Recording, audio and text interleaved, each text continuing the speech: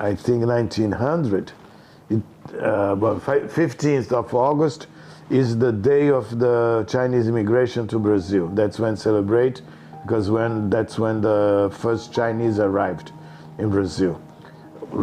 Big numbers of Chinese, and I think it was 900. We just celebrated, and but we had, as I showed you, we had a consul here in Guangzhou in 1843. So Brazil broke with Portugal in 200 years ago. It was 7th of September of 22. And but 21 years later, we already had a consulate here.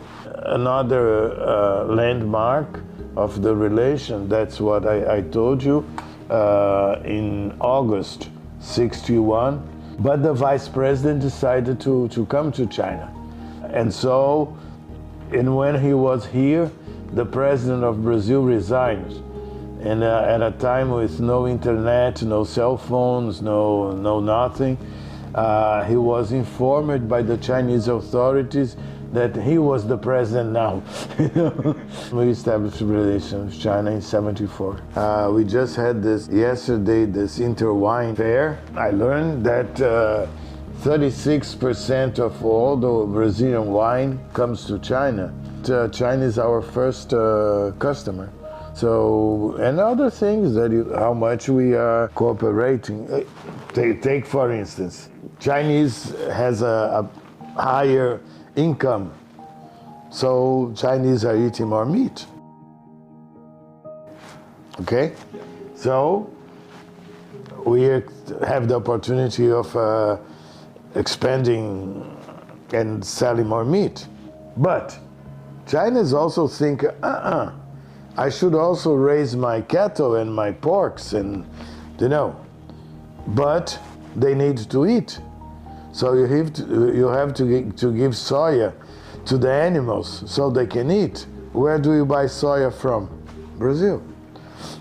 So it's always a whole bunch of opportunity. We now vaccinated in Brazil, and basically with Chinese vaccines.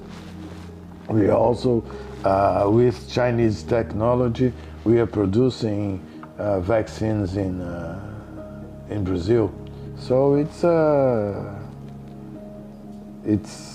I think we have a lot to help each other, Guangdong, as you know, it's the richest province, and I don't have to tell you this.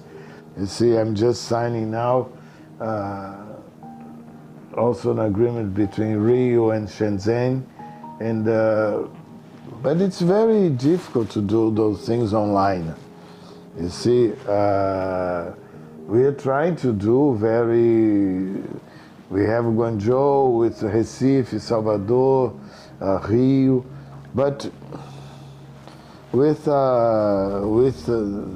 no possibility of visits and so on, it stays really, we're waiting. Okay. Hope that next year things get better.